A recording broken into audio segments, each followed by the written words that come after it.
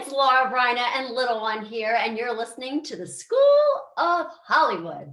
For those of you who don't know Laura, she's been writing up the music charts with a couple of records. Most recently, one is The Way That It Was. Congratulations on that. Thank you so much. And it's been climbing in UK. Why do you think you have such an audience in UK? Because this is your second hit you've had in the UK. Yes, I'm so lucky, so blessed to love you, UK. I can't wait to come see you.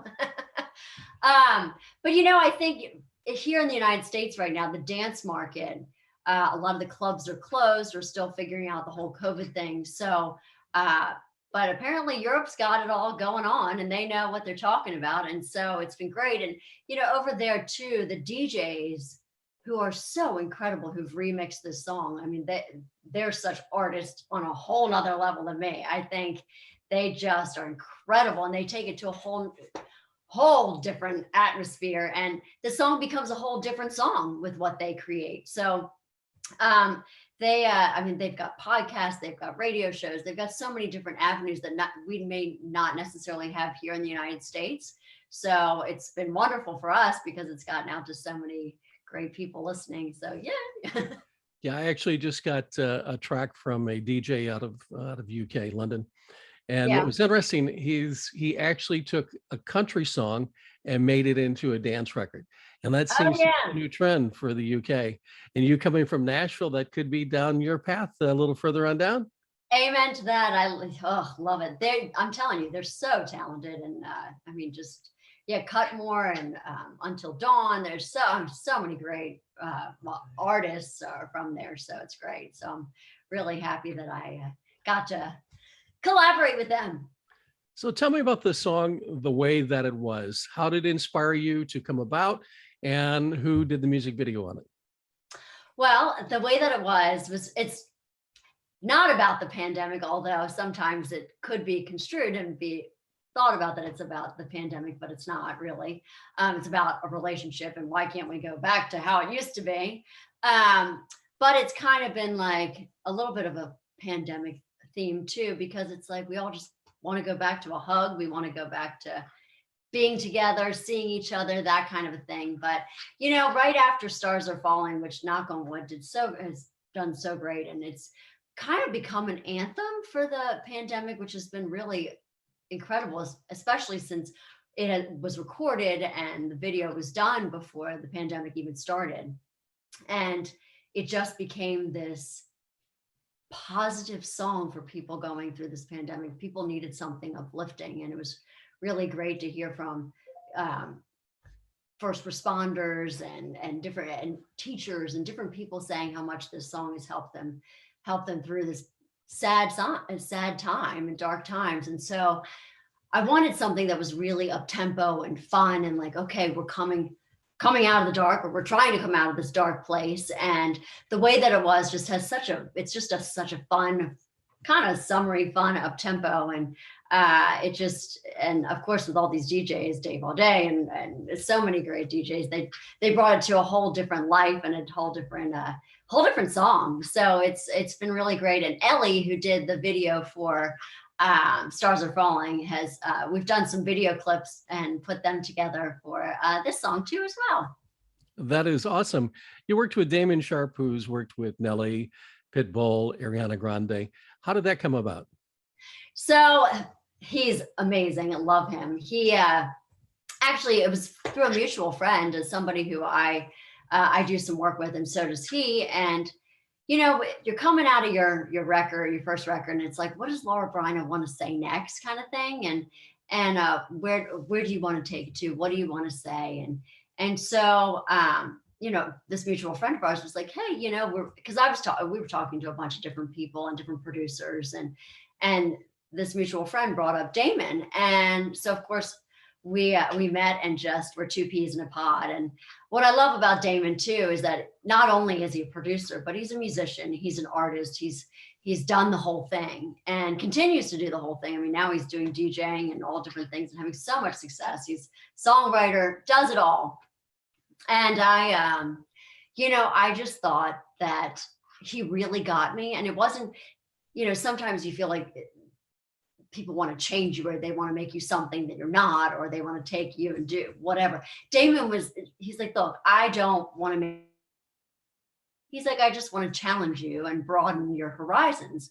So I come with this whole country bluesy kind of thing, sassy attitude, whatever. And Damon comes from the dance pop electronic music background. And the two of us kind of smushed together, and we kind of, I guess we're calling it country LM. I don't know, country LM. I don't know. But it just has its whole own thing of it. It's got its own thing. And so he just really had a vision, and he was like, look, I just want to, let's push. Let's see where Laura wants to go. And the way that he works is really great. I mean, he's open to ideas of whatever you like, different ideas that you come up with, but yet he's also like, hey, what if we tried this? Or he's not one of these that it has to be this. He's really, he's such a creative guy and only wants the best for the song and the best for the artist. When you were making a record, how did you guys start? Did you lay down the bass track first, or the drum tracks, and then progress as you were building it? Well, it kind of goes through a lot of changes. You go through like, oh, let's lay this, let's lay that. Oh, but then we're going to go back to this, and then we're going to go back to that. And I mean, he and I really, it was discussed, we had discussed like the different kind of influences that I have and what I wanted the song to say, kind of thing. It was more like, I gave him some examples like Grace Potter, and I gave him Chris Stapleton, just with some like attitude kind of stuff. And like, and he's like, oh, give me some bass lines you like, or give me a guitar lick from, and any song, any genre. He's like, let's create something that fits you. So it kind of depends. I mean, each song takes its own little twist and turn, and whether it's the lyrics that happen first or it's the melody that happens first, it's kind of just all depends on what we're all hearing. That is fabulous. How do you get inspired daily to sit and start writing songs? This is going to sound really bizarre, but I spend a lot of time blow drying my hair, and that honestly, that's where a lot of it comes from. And like my head's flipped upside down, and I'm sitting there blow drying it. I got my little diffuser because my hair's curly, and so I'm sitting there and I'm like, oh, and I keep a notepad. Oh my God! Well, I was going to say, if you could see all my notepads all down here on my desk, but it's a disaster. But I keep a notepad next to my bed. I keep it in the bathroom. I keep it everywhere, and in my car and stuff. And that's kind of where I write notes down too. But really, it's so bizarre, but that really happens a lot when I'm doing my when I'm blow drying my hair. But then sitting down with people and writing and talking, like Damon and I actually have been texting back and forth because we've been talking about doing a Christmas song and doing something new and kind of throwing back ideas and stuff. You're like, okay, do we redo a classic, or should we do something completely different on our own? And what do we want to say? I mean, there's so many different ways you can go. Do you want it to be romantic? Do you want to be tongue in cheek? Do you want up tempo, mid tempo, slow? But it's like there's so many different ways to go, and what hasn't been said. Because there's only so many notes, and everything's been said. Exactly. Merry Christmas. What have been the best ways that you found to be able to promote yourself? I'll tell you, one of the best ways is being here with you. Well, thank you. Of course. No, thank you. Especially during this pandemic where, the only way was through Zoom or Skype or, all the different chat things and whatnot. But that's really the way that we've been getting out to. I don't like to call them fans. I like calling them family, which I call them my Bryniacs. As Sanders from my Bryniac TikTok family, he coined the phrase, we're the Bryniacs.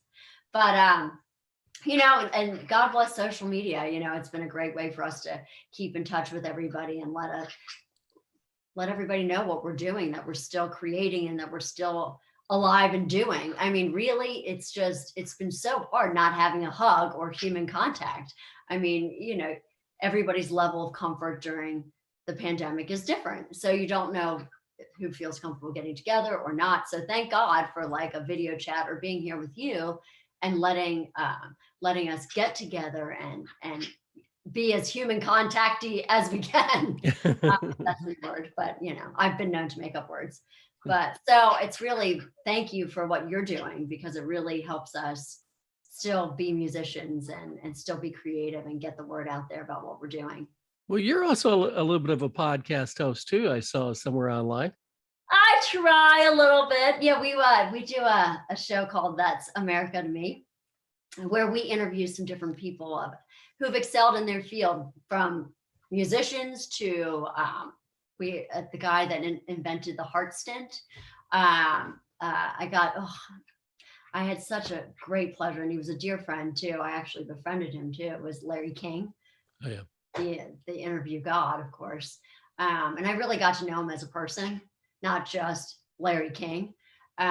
So it's been great. I do that for Golf Talk America on the PGA Tour radio. So it's been kind of fun. I think I never really knew where the dream would go. I always like, oh, here's little Laura from Mount Airy, Maryland. She sings and she dances, yeah, whatever. But then like you get some miracle grow, and you plant this tree, and some different opportunities happen. And now I got my Christmas book coming out with the birds. Hey. Which I never knew that I was going to be writing a Christmas book. I have so many talented friends out here, and it's great. LA has that whole opportunity of, it's not just music. There's acting, there's singing, there's animation, there's blah, blah, and it goes on and on. And so just came that I was going to make some drawings for, not myself, but I had some friends of mine that were going to draw some pictures for me that I was going to put on the wall. And my mom was like, my parents called me Lou, and she's like, Lou, everybody knows you and your birds. Why don't you do something with this? I'm like, all right. And so then now it's turned into a book. Who knew? Well, actually, it works, except for it doesn't work on me and my height, but maybe it did with my hair a little bit. Do the birds sing along to songs? Oh, they do. They do a little beatbox, and they whistle, and it's well, nice. You should put them on your Christmas record. See? Why are there so many?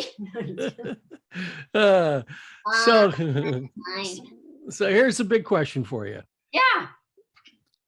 There's 11-year-old you. Okay. What advice would you give yourself if you could go back in time?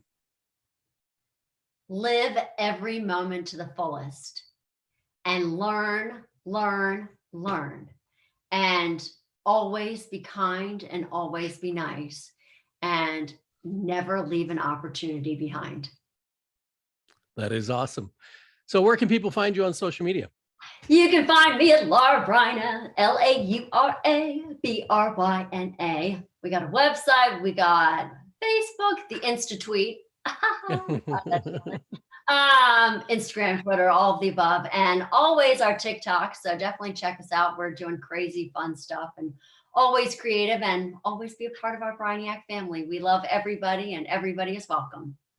I appreciate you being here today, and it's always wonderful to see that bright little shiny face of yours. Thank you. It's so great to see you too.